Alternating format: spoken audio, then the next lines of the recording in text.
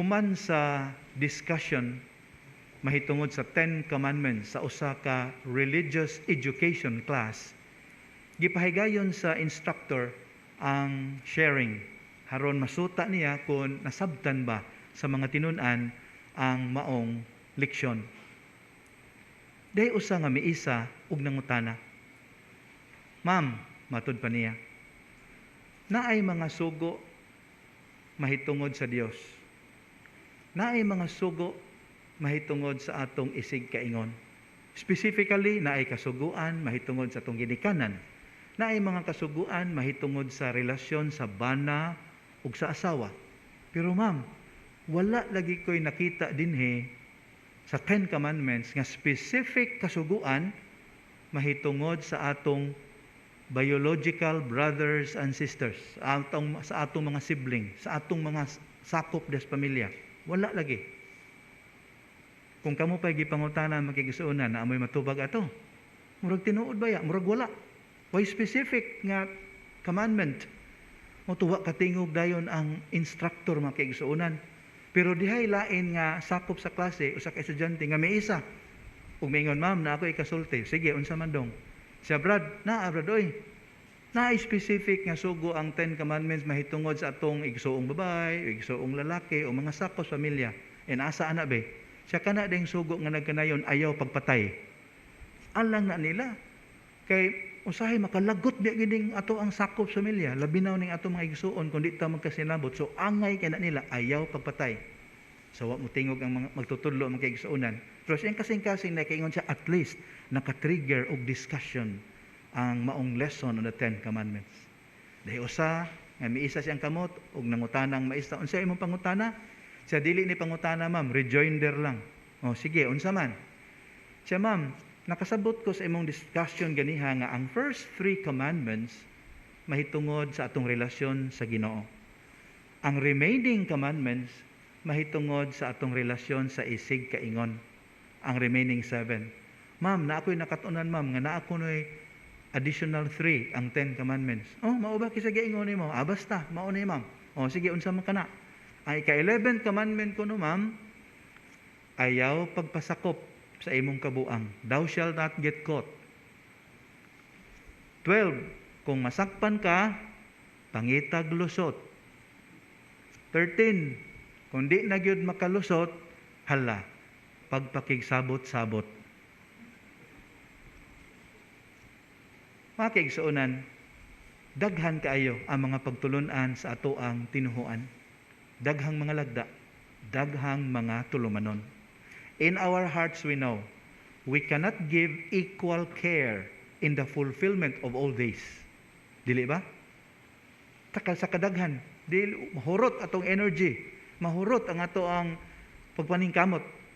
Kung tagaan natong equal care, equal weight of importance, ang tanang lagda sa ato ang tinuhuan. Mao na nga tataw kaayo sa ato ang liturhiya karon nga gipahimug-atan ang usa ka kamatuoran. Unsa man kini nga kamatuoran?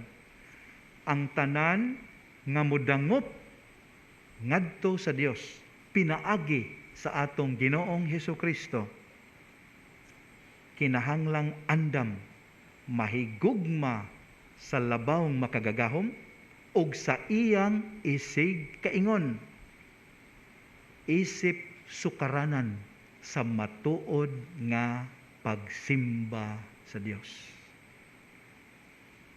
Iklaro, bottom line, ang summary niini mahitungod gyud ay sa paghigugma. Ug kini maghatod kanato sa unang punto sa atong pamalandong karon.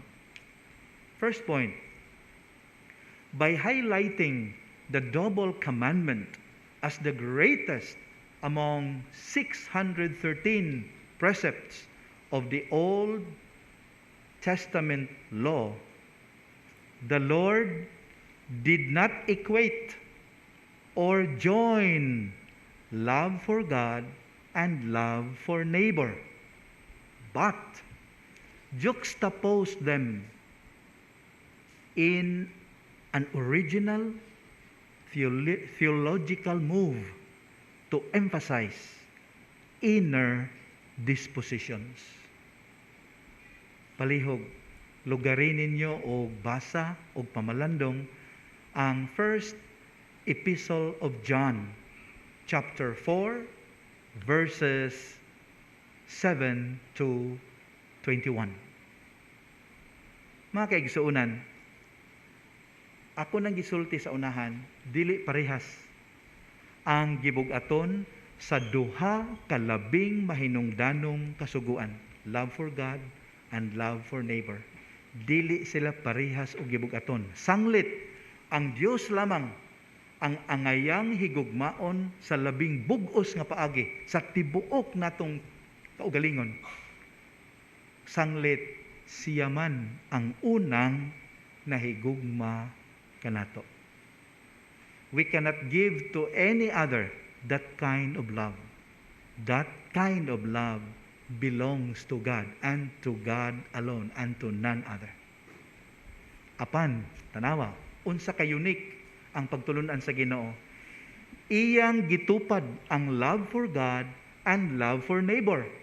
Dili sila equal ha, pero gitupad niya pagpasabot. Ngano man, tungod kay ang maong duha kalabing mahinungdanong pagtulunan o kasuguan mga kaigsuunan, nadugtong man sa usa lamang kakamatuoran. Unsa man kana? Covenantal love.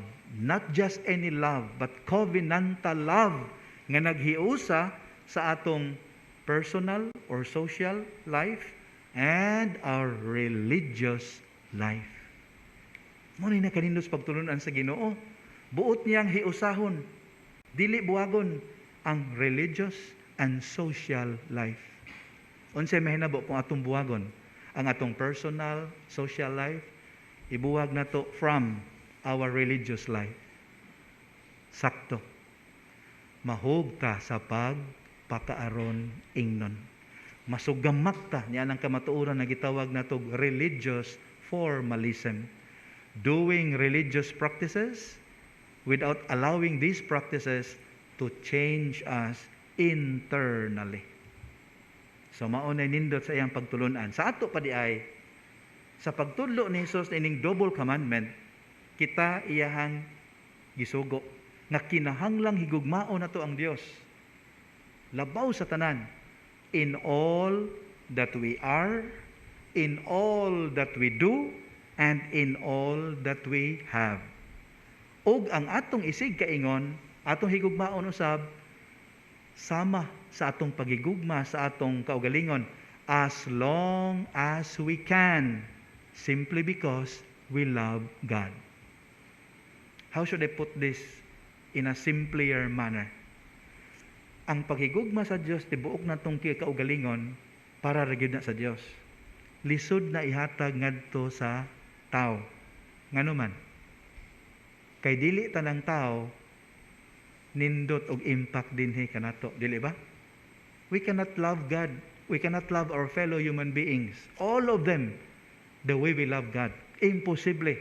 But we can love them even if we don't feel like it, simply because we love God. Our love for God becomes our special motive in loving our neighbors, whether we like it or not. So muna naka-unique sa pagtulunan sa Ginoo. Munang later maingon pud siya, higugmaa ang imong kaaway. Nya kaya na bisag lisod ngano man, dili man ang gugma sa Dios may ito ihatag ito niya. Ang gugma ra nga angay pud niya, as long as we can, because we love God. So inana ka practical ang Ginoo makigsunan, lantip gyud ang iyahang panghunahuna. Alang ka na to mga Kristohanon, ang paghigugma di ay dili usa ka kamatuoran nga we simply define or describe. Dili lamang kini pagahisgutan. We don't simply talk about this, kundi usa ka kamatuoran nga kinahanglang pagapuy-an.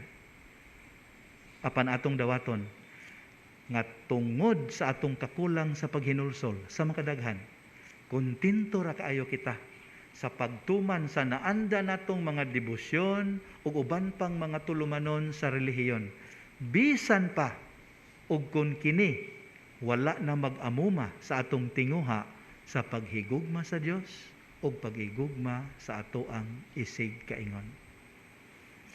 Our devotions, our religious practices must lead us to love God above all things and to love our neighbors as ourselves because we love God. Dili gani na maghatod nato sa maong padulngan, kawang lang ang maong mga kalihukan. Kabantay mo makaigsuonan, sa aktibo pa nga atong Ginoo ang public ministry here on earth, gipangutanan niya iya mga tinun-an, ilabi na si Pedro, "Who do people say that I am?" Then, gipaladman pa niya, "What about you? Who do you say that I am?" Pero tanawa, sa wala pa siya mukayab ngito sa langit, wala na balika sa Ginoo ang maong pangutana kang Pedro. Kasi pangutana na niya, "Peter, do you love me?" Sakto gyud ang usa ka santo sa makaigsuonan, Saint John of the Cross. Matud pa niya, sa kaulahian, before we enter eternal life, kitang tanan mokuha og usa ka final examination. And that examination will be on love. Coverage, cover to cover, from the womb to the tomb. Ikaduhang punto sa atong pamalandong. Knowledge of God's commandments is hollow unless incarnated in life through obedience to the will of God. Please find time to pray over the second letter of Paul to Timothy, chapter 2, verses 3 to 13. Sa ato pa dayon mga kaigsuonan, ang atong kahibalo ug pag-uyon sa duha ka labing mahinungdanong kasuguan dili igo aron makadawat kita sa kinabuhing dayon.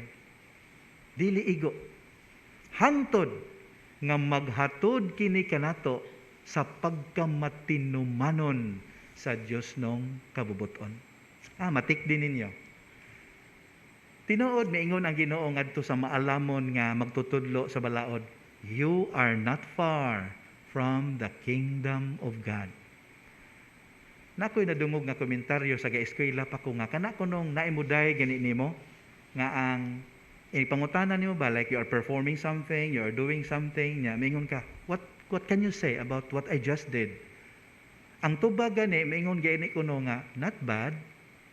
Di kuno ta angay malipay kay ana sa hingpit nga paagi.